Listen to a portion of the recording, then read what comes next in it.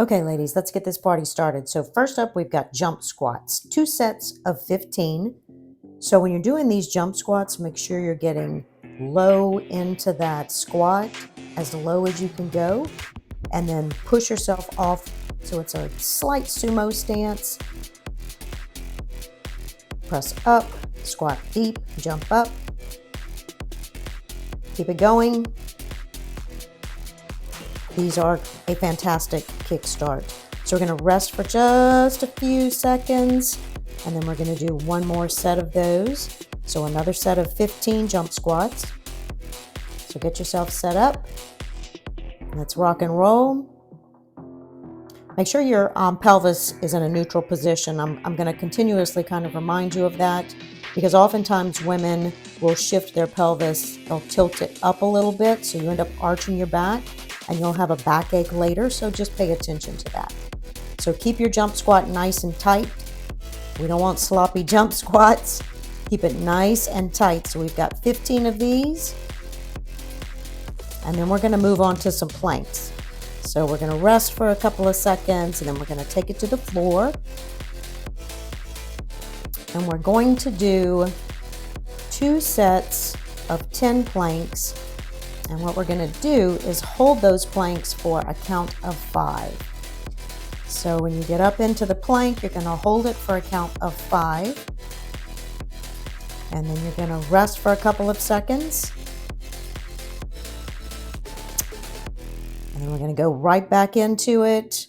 Hold it for a count of 5. Rest for a couple of seconds.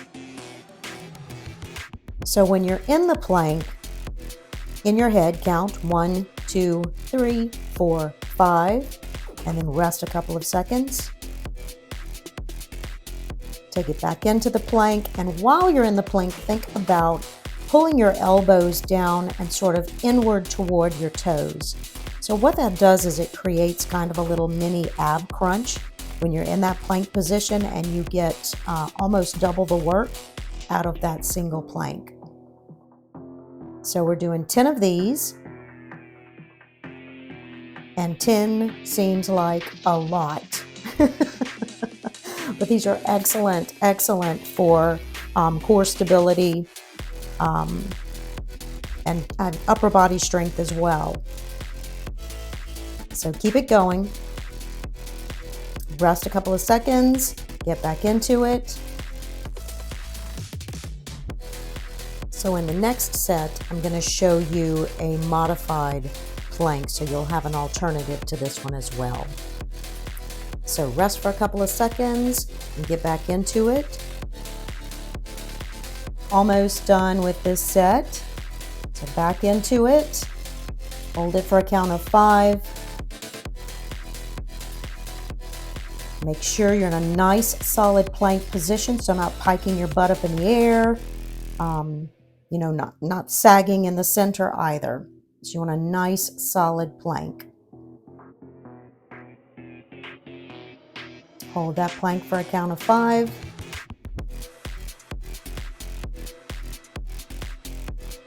Keep it going.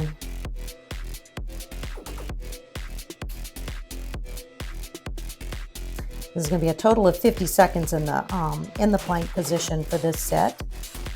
So hold that plank, and then we're going to rest for a second. All right. So what I'm going to do is a little different angle and a little different position in this next set. So if you tire in that full plank position, what you can do is drop to your knees, and then when we get ready to set for that plank rep, you're going to go into the plank position, hold it for a count of 5, and then just drop your knees to the floor and rest for a count of 5. And then you're going to pick yourself right back up. So the more you can stay in that solid line, so you want a line from your shoulders down to your heels, not piking your butt up in the air and not sagging in the belly either. Okay, rest for a couple of seconds. Bring it back up. Think about pulling your elbows toward your toes. That's going to give you double the ab stability, and you're going to feel it much more if you do that. So rest a couple of seconds, bring it back up. We've got 10 of these. So this is your second set. Keep it going. Next up, we're gonna do some burpees. So, this is a rest before the burpees. Keep it going. Rest a couple of seconds. Bring it back up. Remember to keep your head aligned with your spine. So you don't want to, you don't want to look up.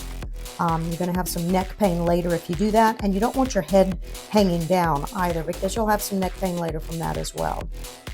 All right. Next up is the Sumo Squat Burpees. So we've got 2 sets of 15 of the Sumo Squat Burpees. So the key to these as well is in that burpee, in the squat part of it, you want to squat down as deeply as you can. So take a couple of seconds of rest, and then we're going to get into that sumo squat. Okay, so you're into the burpee, bring the feet forward in a sumo stance position, and then stand upright. Burpee, squat, stand. Burpee, squat, stand. So don't get too sloppy with these. I know sometimes when we do burpees, because they're very tiring, we'll get, kind of sloppy with them. I call them CrossFit sloppy. So just be mindful when you're doing these to keep it nice and tight, keep your body nice and tight. And I did CrossFit back when I was 50, so I have earned the right to say CrossFit sloppy. So, keeping the movement nice and tight and controlling it is where your strength is going to come from and where your muscle definition will come from. You want to control the movement. You don't want the movement controlling you. Okay, so take a couple of seconds, catch your breath, get some water, walk around a couple of seconds because we have one more set of those. And let's get back into it. All right. So wrap your mind around doing these. One more set. Let's rock and roll. Look, I'm having a slow start too. I got one in. And then my second one, I pick it up. Here we go. So jump it out. Get into that sumo stance squat. Stand straight up. Keep it nice and tight. Remember, you want to control this movement. Feet out, in, stand straight up. So remember, this is a sumo stance burpee. So when you bring your feet in, they should be outside of your shoulders. Okay? Out, in, butt down, and stand up. So sit deeply into that sumo squat before you stand up. And we are done. Done with those. That's our second set. Take a breather. Next, we're going to do some tricep press on the floor. So you're going to need a mat for this next one. We're going to take it to the floor. Got your breath. Get some water. Walk around for a second. And then we're going to go to the floor for tricep press. So you're going to be in kind of a clamshell, what we call a clamshell position. So your feet are stacked, your knees are stacked, your hips are stacked, and your shoulders are stacked. Okay, so you're going to put your hand in front of you, the hand that you're pressing with, you're going to put that in front of you as if you're doing a push-up.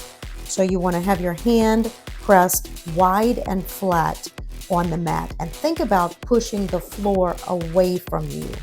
So what we don't want to do is turn this into an oblique exercise, which I see happen a lot. So don't lift yourself with your core. Make your arm work to push you up. This takes a little bit of concentration and a lot of effort and a little bit of practice, but these are fantastic for the triceps and the shoulders. So on the opposite side, I'm going to get started. Hand out, press up. So you also want to kind of be mindful of your head. So don't let your head lift too far upward, and don't let it hang down low either. So you just kind of want to keep it nice and in alignment with your spine. So press up, and you want to control the lowering of that lift. So I'm going to give you a view from directly from the top of my head so you can see how close my arm is to my body in that press. And we're going back into the next set. So we have 2 sets of 10 of these. Hand nice and wide. Place it in front of you. And the other hand goes around your waist. Press up. Control the lift. So remember not to use your obliques. Don't rely on your core to do the lifting here. This is a shoulder and tricep focused exercise, so we want all the work there. Okay, go to the other side. Last set. These are difficult for me, and I enjoy them, but they are still very challenging for me as well. So get into position, everything's nice and stacked, wrap that arm around your waist, and then press and lower. We've got 10 on this side, and then we are done with the tricep press, and we're moving on to frog squats when we're done with this. Lift and lower, press up and lower. And you are done with those. So take a couple of seconds rest. And then we're going to take it into the frog squats. So with the frog squat, you're in a squat position and you're not going to stand all the way up. It's sort of a partial squat. But I'm going to get into position and show you. So you want your toes angled out a little bit wider than shoulder width apart. And then you're going to sit into the squat, deep, deep, deep into that squat. And I like to put my elbows against my knees to make sure that they stay abducted outward. So you're lifting and lowering your butt, just lifting and lowering your hips. So we're doing 2 sets of 15 of these. And these are great for inner thigh, for your quads and your glutes. So you got a couple of more left in this set. Remember to sit down into that squat deep, lift and lower your hips. Keep going, got a couple of more left, and we're going to take a rest, and then we just have 1 more set of these left. So take a little rest, walk around, grab some water, but again, I'm going to show you the setup for this. So your feet are wider than shoulder width apart, so it's a slight sumo stance. Knees should be abducting outward. So just sort of place your elbows on your inner knee area and make sure that your knees are nice and stable. I find that helps in these deep squats. If you can place your elbows between your knees, sort of on the inside of your knees, and that'll help with the stability of your knees in this squat. So you've just got a couple of more reps in this set. And you are almost done. So just a couple of more, hips up and hips down, deep squat. And lift, and you are all done.